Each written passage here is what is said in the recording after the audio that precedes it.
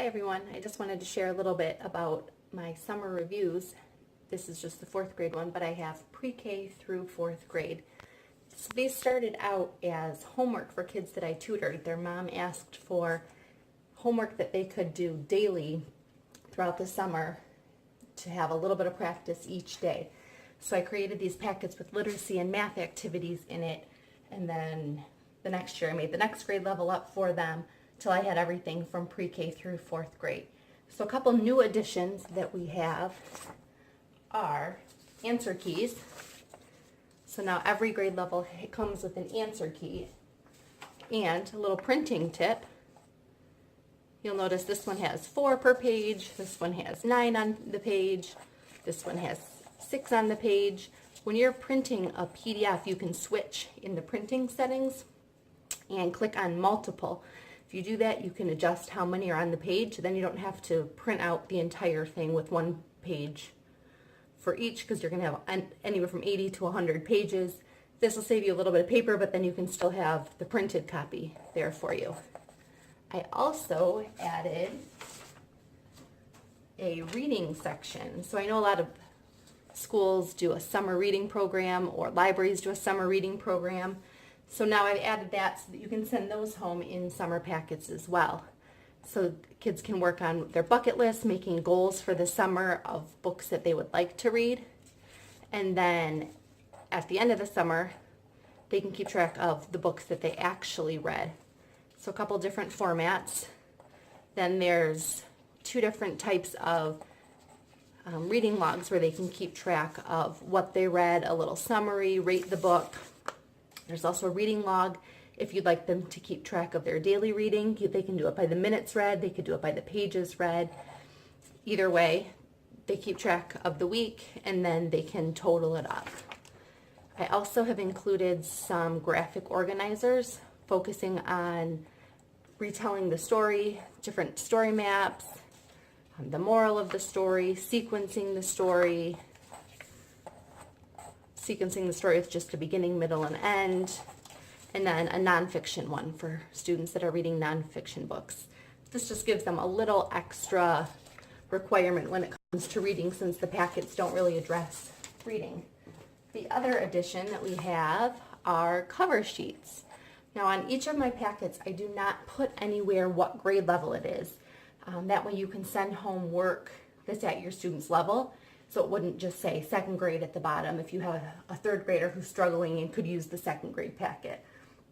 Same thing with these cover sheets. I didn't put a grade level on, but there's a spot where they can write in the year, the grade level. I have some that are focused on the summer with different wording. I also have some that just talk about review, so it doesn't necessarily have to be for the summer. This I pulled off all summer graphics all together so that you could even use it in the fall as a review of what they learned the previous year. If it's something you want to send home as homework, I've got some with that on it. Back to school review. Just simply my best work. And then one that has no words, they just put the name, the grade, the year. So these can be stapled on the front of a packet and sent home just like that for them to work on. Now here's a few different ways that you can use these packets. Some teachers buy them and copy them for each student, send them home at the end of the year. Something they can work on over the summer so they can avoid that summer slide. The packets range from 80 pages for the upper elementary grades to 100 pages for the pre-K and kindergarten. With that, I'm assuming that older kids are going to have reading requirements in addition to their summer homework that they need to do. So it's up to you. Pick and choose the pages that you would like. I've seen them just stapled together. I've also seen them with a spiral binding on it, like the plastic coils. Pick the pages that work for your students. Send it home that way. Another idea is I made smaller packets that I put in my daughter's busy box. She's starting kindergarten next year. So we still have quiet time at our house so the little one can sleep and I can get some work done. So these are an option for her to work on when she's up in her room. So I just printed a sampling of the pages for her in a smaller packet so it's not so overwhelming, and then at her own pace she can work on those activities.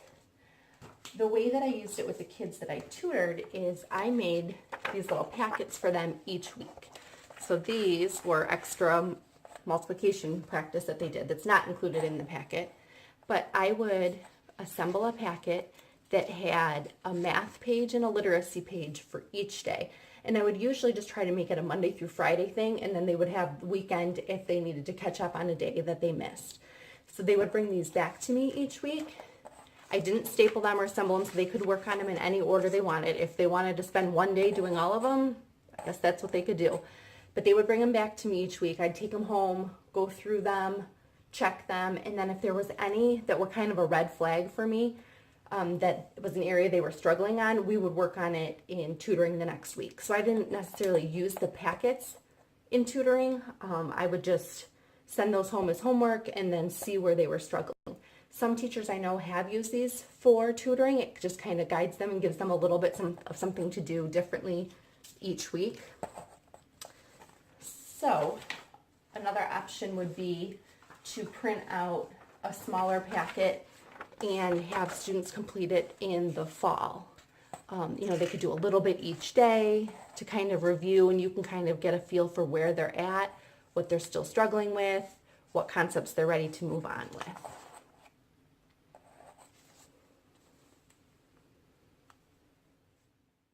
All three parts are included. You get the summer review packet for that grade level, the answer key, cover sheets, 10 different choices, and the summer reading packet that includes graphic organizers, reading logs, a bucket list that they can fill out books that they would like to read this summer to keep them reading, in addition to the other math and literacy practice that the packets offer. All of these packets pre-K through 4th grade are available in my TPT store, Sara J Creations. You can also see more about them on my blog, sarajcreations.com. We'll look at what's included in each of the summer review packets. There's 80 to 100 pages of math and literacy activities, so I'm not going to show you all of them, but just kind of give you an overview of what's included in each packet. So this would be the pre-kinder packet, and these are generally designed for the end of the year that they just completed. So these would be kids who just went through preschool and will be starting kindergarten in the fall. So with this you have, they practice number ID, numbers 1 through 10, counting, shapes, addition up to 10, matching, sequencing, numbers, more and less, A and B patterns. They work on letter formation, initial consonant, sounds, writing their name, practicing letter identification, and rhyming words. These are all print and go type activities with very few supplies needed, mostly coloring. So probably a pencil and crayons would be about all you need for this.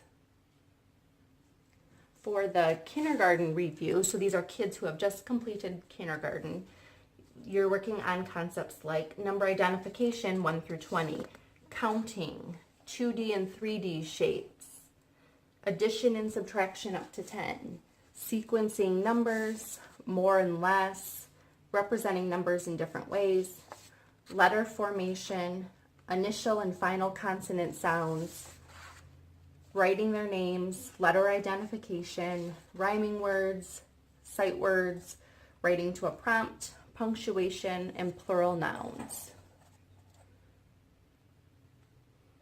For 1st grade, students completing 1st grade, their summer review would cover concepts like telling time, shapes, fractions, comparing numbers, money, place value, addition and subtraction, even and odd, graphing, fact families, number sense, free writes and writing to a prompt, vowel sounds, sight words, parts of speech, punctuation, and ABC order.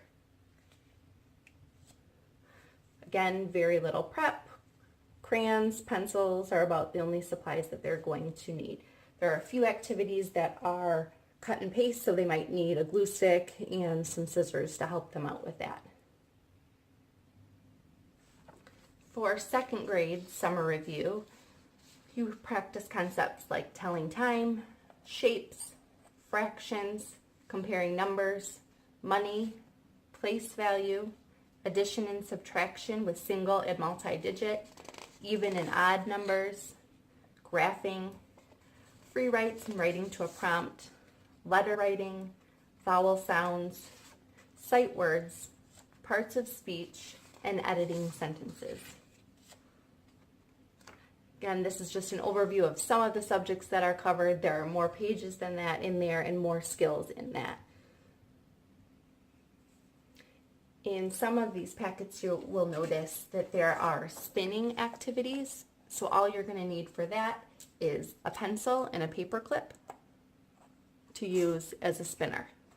And those are more open-ended, so you're not going to find the answers on the answer keys. For third grade, some of the activities that are covered are telling time, shapes, fractions, comparing numbers, money and place value, addition and subtraction, multiplication, graphing, fact families, free write and writing to a prompt, letter writing, vowel sounds, sight words, parts of speech, completing sentences, editing sentences, extending sentences.